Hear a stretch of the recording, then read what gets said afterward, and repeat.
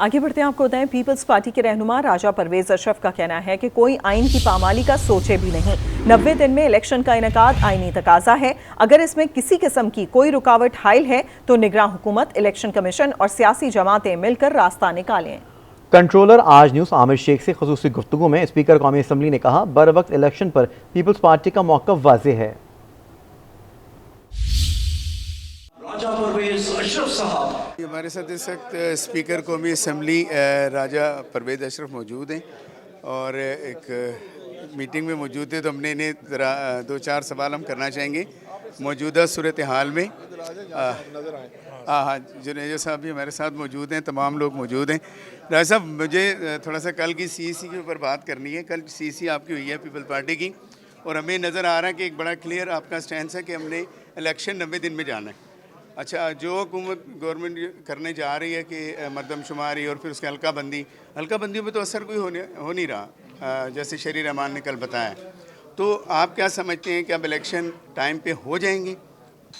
देखिए जी, मैं होगा क्या वो तो शायद मैं उसकी तो कोई प्रेडिक्शन न कर सकूं, लेकिन आइनी तकाजा है। आइन की ये एक ज़रूरत है कि जब आपकी असेंबली टूटती है, अगर तो वक्त पे अपना मुद्दत पूरी करती है तो 60 दिन के अंदर अंदर, और अगर 1-2 दिन पहले टूट जाती है, 10 दिन पहले टूट जाती है तो फिर 90 डेज़। अब ये एक तकाजा है कि 90 दिन के अंदर अंदर इंतखाब हों।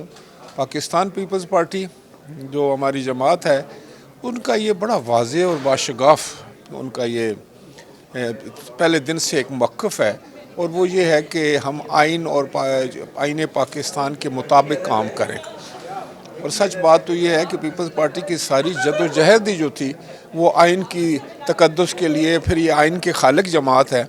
तो कल भी सेंट्रल एग्जीक्यूटिव कमेटी में जो सबसे बड़ी और जिस पे ज़्यादा ज़ोर दिया गया वो यही था कि आइन की पामाली का सोचना भी नहीं चाहिए और 90 डेज़ के अंदर इंतखाबात होने चाहिए। दूसरी तरफ एक ये सोच भी है मुल्क में, आपको पता है कि जब सेंसस हो जाए तो आबादी बढ़ जाती है।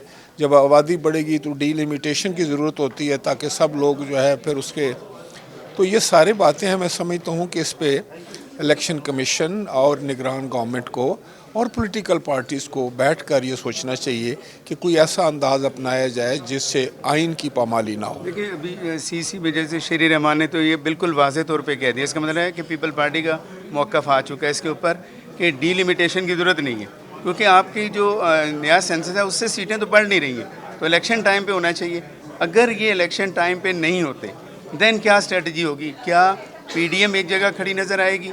क्या नून लीग के साथ आपका कोई कोलैबोरेशन होगा? मेरा ख्याल है कि ये पॉलिटिकल पार्टीज़ जो हैं और निगरान हुकूमत और इलेक्शन कमीशन, जैसे इलेक्शन कमीशन ने पार्टीज़ के साथ जो है वो मुलाकातें शुरू की हुई हैं, उनके वफूद जा रहे हैं, उसको अप्राइज़ कर रहे हैं। तो उम्मीद रखनी चाहिए कि कोई ऐसी इसका कोई हल निकल आए जिससे, जैसे मैंने पहले कहा है, कि आइन पर किसी किस्म की ज़द न पड़े। बहुत इसमें एक और थोड़ा सा क्वेश्चन है कि क्या हम आगे फ्यूचर में देख रहे हैं कि किसी जमात पर पाबंदी नहीं लगेगी? और नंबर 2, क्या नून लीग और पीपल्स पार्टी समेत जो PDM की जमातें, क्या वो किसी एक जगह पे किसी एक नुक्ते पे मुत्तफ़िक होके कोई एक साथ इलेक्शन लड़ने का कोई प्लान रखती? देखिए, ये तो पॉलिटिकल डिसीजन है जो कि पॉलिटिकल पार्टीज़ की के हेड को करनी है, और एज ए स्पीकर तो मैं सिर्फ इतना कह सकता हूँ कि हमें अपने मुल्क का माहौल बहुत अच्छा रखना चाहिए।